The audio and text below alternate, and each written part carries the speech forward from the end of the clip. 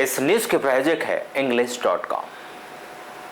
यदि आपको इंग्लिश लिखने, पढ़ने, बोलने या सुनकर समझने में दिक्कत होती है या डर लगता है तो यही है इंग्लिश बोलना सीखने का सबसे अच्छा समय। हम इस कोर्स में आपको सिखाएंगे इंग्लिश ग्रामर के डिफिकल्ट कॉन्सेप्ट बड़े ही आसान तरीके से। आज ही ज्वाइन करें रोहित ऑडिचार अकेडमी English.com। अधिक जानकारी के लिए नीचे दिए गए नंबर्स पर तुरंत संपर्क करें। बैयर थाना क्षेत्र के अंतर्गत आने वाले ग्राम कलेगांव अपने मायके में 2 माह से रह रही महिला रीति का पति रिवेश ठाकरे 38 वर्ष ने स्वयं को आग के हवाले कर आत्महत्या नहीं की थी, बल्कि उसकी गला घोटकर हत्या करने के बाद शरीर पर कपड़ा बांधकर उससे आग लगा दिया गया था। यह सनसनीखेज वारदात 7 मार्च की रात्रि करीब 1 बजे हुई थी, जिसका खुलासा हाल ही में आई पोस्टमार्टम रिपोर्ट में किया गया।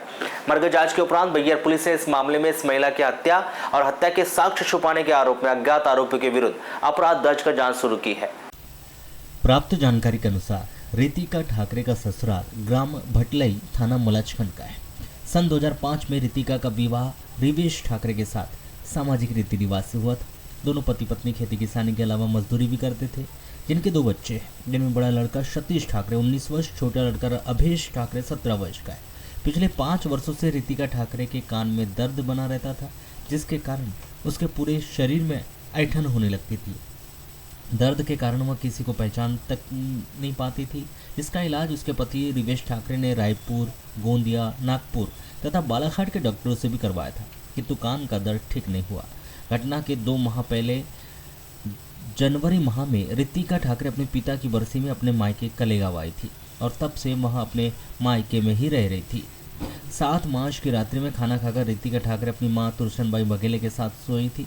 रात 1 बजे करीब रितिका ठाकरे अपने चाचा मेखराम बघेल की बाड़ी में जलते हुए पाई गई और उसकी आग से जलने से मौके पर ही मौत हो चुकी थी।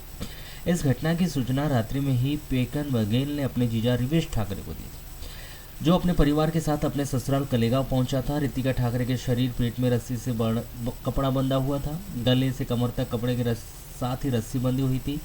प्रथम दृष्टि में रितिका ठाकरे के द्वारा अपने शरीर पर रस्सी से कपड़े बांधकर स्वयं को आग लगाकर आत्महत्या करना सामने आया था।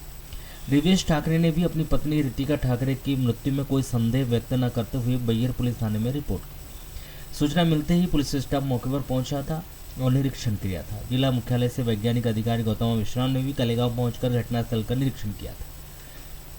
परिस्थिति जन्य साक्ष्य व हाल ही में आई पीएम रिपोर्ट से खुलासा हुआ है कि रितिका ठाकरे की गला घोटकर हत्या की गई और उसके दाहिने तरफ की 2 फसलियां टूटना भी पाया गया।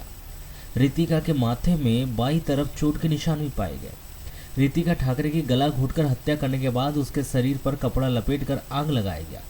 इस सनसनीखेज वारदात को 7 मार्च की रात 1 बजे अज्ञात आरोपी के द्वारा अंजाम दिया गया। बैयर पुलिस ने मर्ग जांच के उपरांत रितिका ठाकरे की गला घोटकर हत्या और आग लगाकर हत्या के अपराध को छुपाने के आरोप में अज्ञात आरोपी के विरुद्ध धारा 103(1) 238(1) का भारतीय न्याय संहिता 2023 के तहत अपराध दर्ज किया है और पुलिस के द्वारा जांच की जा रही है।